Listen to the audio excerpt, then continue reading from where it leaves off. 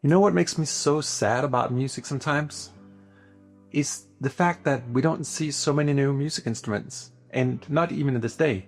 Sure, we see them in the computer, but when was the last time we saw like a new form of instrument? Like we saw like maybe the hang drum was new, but it's ever so often. Back in the 1970s, that was different. There's a lot of companies experimenting with different forms of keyboards. We have the Wurlitzer, we have the Rhodes, then we have the Electro Grand piano in the form of the CP70 and CP80, which is a different story. Yamaha played a massive role back then and still today in the sense that they developed different forms of keyboards. So the CP70 was Yamaha's attempt, if I understand this correctly, to sort of go like, musicians want a grand piano at a concert, but we can't always bring a grand piano in. They're super big, they're difficult to move, they're costly as well. So why don't we invent a portable grand piano? And in that thought process, they're like, well, it's hard to get a lot of volume out if you need to make something portable. So maybe we could make a small portable piano, but also make it electric. So there's pickups for every strings, just like you would see on a guitar or something like that. That gives the piano a unique color and a more sort of electric, like retro vibey kind of thing. It just has it's really like a crossbreed between like a Rhodes and a Wurlitzer, if you will. That's what it sounds like to my ears. Another really strange thing about the CP70 is that because of its size, the strings can't be as long as a grand piano. On a big grand, we'll see a string between 5 to 6 feet. But in the CP70, the bass note, like the longest string in it, is a little over 2 feet long. So that may not sound like a lot, but it's remarkably close to the real piano. The bass technology, because you can't make it so long, is a little more wonky than you'll hear on a grand. And that's just a part of the CP70's vibe. So if it sounds slightly like chorusy or detuned, that's because that's what the CP70 sounds like. And it's a part of that sort of a 1970s sound, if you will. But the thing that to me brings me like most joy with the CP70, and maybe a reason that it sort of stands out with a spotlight on itself in my musical memory, is just the fact that some of the tracks I love the very most all started and began with the CP70 proudly just standing in a solo spotlight on a scene doing its thing. I'm thinking about Peter Gabriel's So album in particular, like one of my favorite albums, easily top 5. And there's a beautiful track called In Your Eyes, matched by another track from the same album called Red Rain, had a huge influence for me. I still think I lend a lot of my compositional knowledge from this whole album, but that track in particular. And Prince, using it on Purple Rain and I Would Die For You. Most of his albums had the CP70, just says something about it, you know? Never mind the super powerful anthem-like intro for Toto's like Hold the Line, or like Supertramp, Herbie Hancock, Kraftwerk, Al Jarreau, or Alicia Keys. The CP70 is all over. One thing that's special about the way we did it is that we recorded with 8 different microphones and sort of condensed that down to 2 for the purpose of this library. So think like Neumanns and AKGs and all the best mics you could possibly have. The CP70 was a high pristine studio preserved CP70 as well, so we know we got the best quality in that regard. So we're talking at a super high level, high grade instrument here that's just profoundly deep in its fidelity. For the CP70 in Soundpaint, we are using our RTS technology. This is real-time sampling, meaning that we're morphing between the velocity layers. That effectively gives you about 127 different dynamics on a traditional MIDI controller, so a lot more than we get in traditional software. But more important than all the geeky stuff, well, this is a little bit geeky as well, it's just the fact that in Soundpaint, we have such granular tools now to shape the sound in an analog way. So what you're going to see in this video here is just me taking some of these famous tracks and recreating them down here on a hardware looper, and just all made with Soundpaint. So predominantly just the CP70, and then when you hear other instruments, synths and basses, whatever, drums, that's all coming out of Soundpaint as well. I had so much fun creating these demos because I listened to the originals and I modeled them inside of Soundpaint. So if something is weirdly panned or sounds a little bit like murky or a little bit detuned, it's simply to match the track. And I encourage you, when you play this video here, you should go to YouTube and just match with the original tracks. You'll see what I mean. It's very, very close. And for me, it's so beautiful that I'm not sort of enslaved to one celebrity's version of a given instrument. I can completely make it my own in here, which is sort of what I'm trying to prove in this video here. Let's go. Careful with the CP70. All right, lock it up.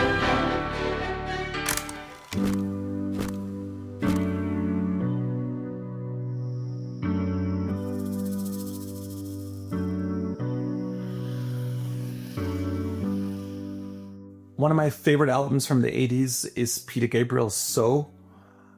We're in the mid-80s, and for me, one of the finest production music periods in music. It was still analog, but digital was just starting to get into the workflow, so the sound was really crisp, but all the techniques were analog, including this very famous CP7 intro.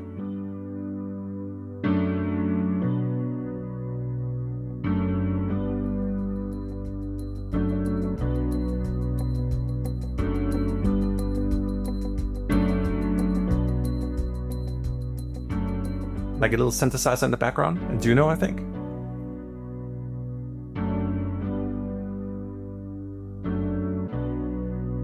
And just a little bit of bass here. A little bit of guitars. So I made this one here by using a percussive accent. It's a free library in Soundpaint, and then I mixed it with a high sine tune wave from the CS80.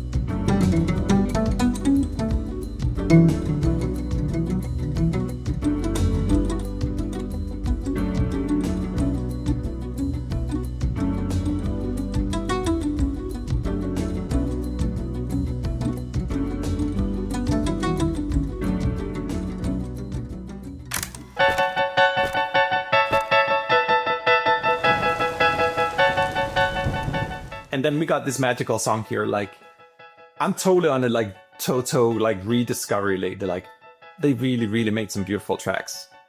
This is one of them. Like, just that all-time CP70 classic. Couldn't be more iconic. Notice how it's panned a little bit, EQ'd again. It has a little bit of a thinner sound, but it really works in the mix here.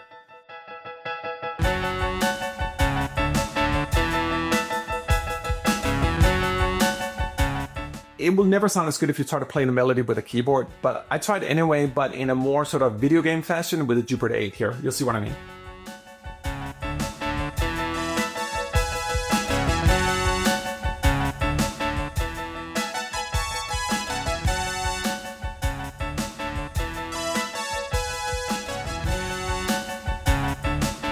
And then I was like, you know, it could be fun to like just try something completely different. Like, just because we're in Soundpaint, like what would happen if I took a more like pop salsa inspired brass ensemble from our fire brass and added it to it? Like, what would that sound like? Let's find out.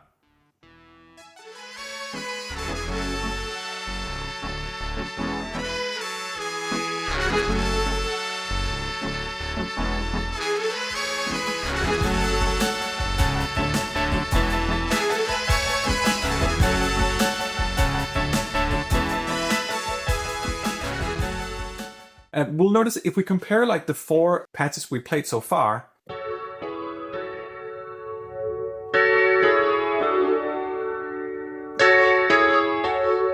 more percussive, and then this guy here came pretty hard.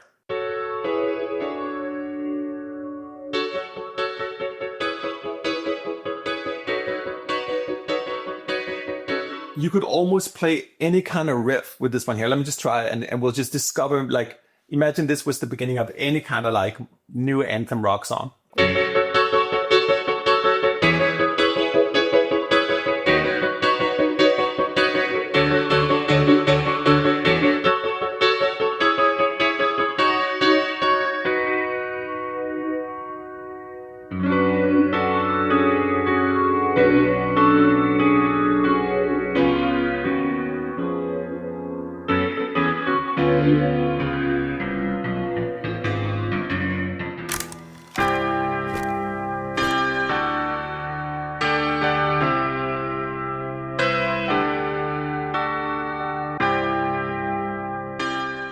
here's another Peter Gabriel song for you from the same album as well. I mean, just such a gorgeous track.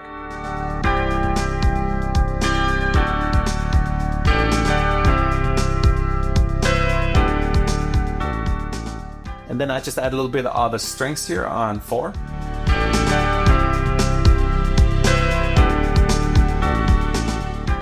And that's more or less the original song. Red Rain is a fairly simple song.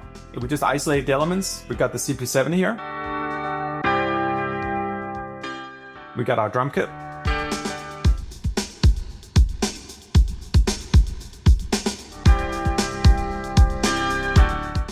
And bass.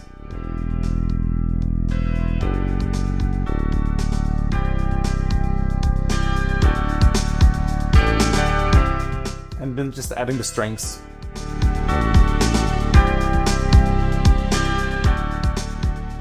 But then I was like, I love this track so much, and there's no way I could fully do it justice because the original is just so perfect.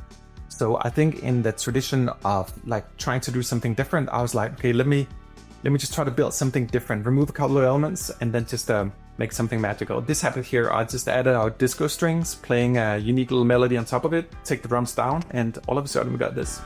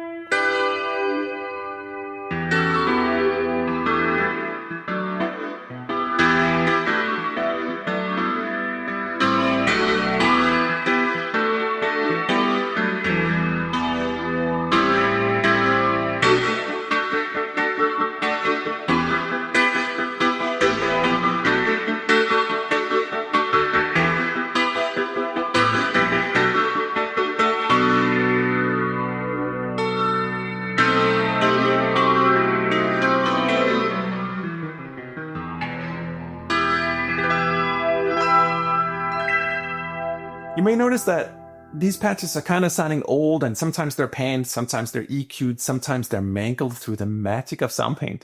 That's because I listened to the original tracks and then I just maxed them completely. So if it's panned, I'll pan it. If it's EQ'd, I'll EQ it. And the sound is more or less one-to-one. So if you want to entertain yourself when you have the library, try to listen to the original recordings, and then you're going to, oh shit, like that's actually how it's done.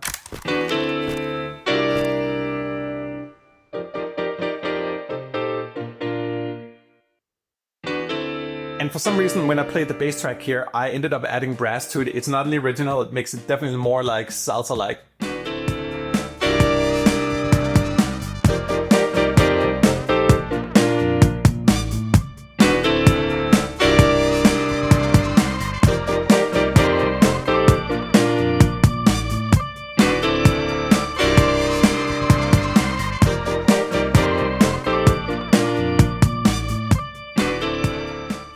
And then I was like, there's something about the groove here. Like the drums are not super pristine, but I kind of like the drive in them.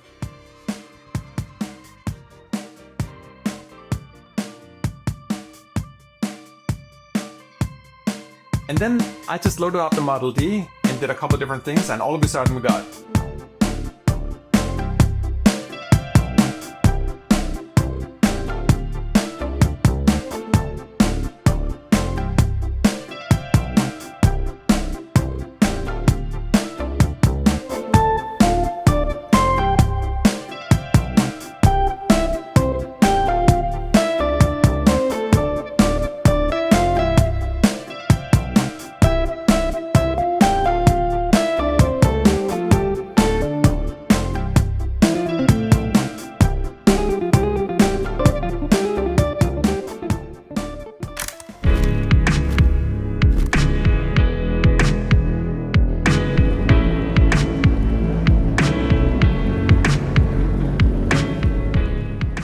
So Alicia Keys, Go on Fire, also a really simplistic track in its core, but wonderfully like separated elements. Like the drums are so distinct, the CP70 is so distinct, and that's more or less the entire track right there.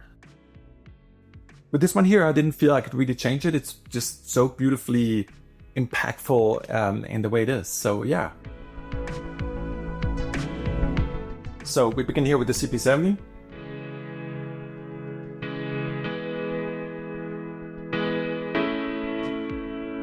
Then adding the drums on the bass. And then I just added this extra sauce here. It's actually not in the original.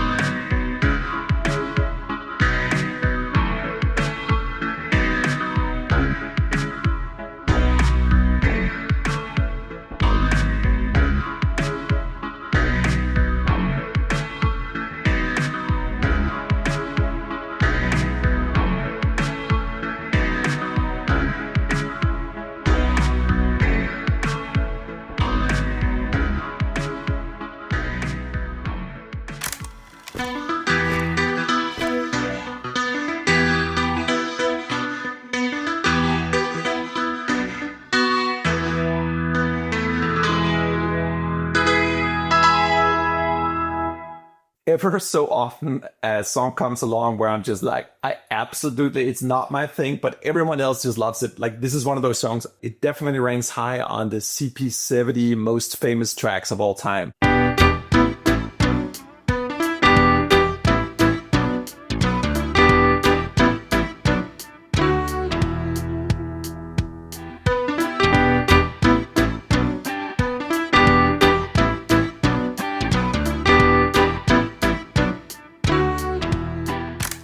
This instrument for me has sort of a unique percussive color to it.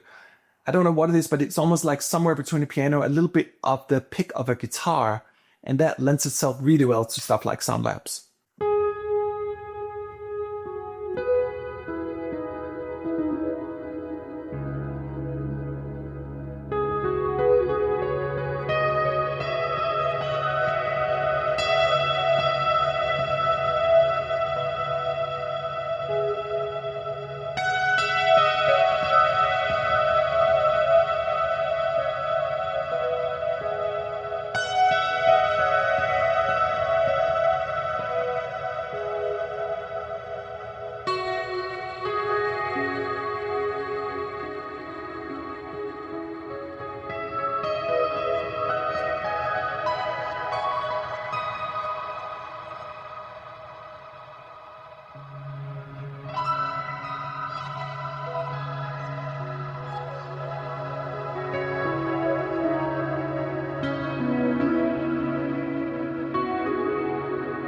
The CP70 is often run through vintage effects, chorus, phasers. So in this program here, we're moving the rate of the phaser on the mod rail.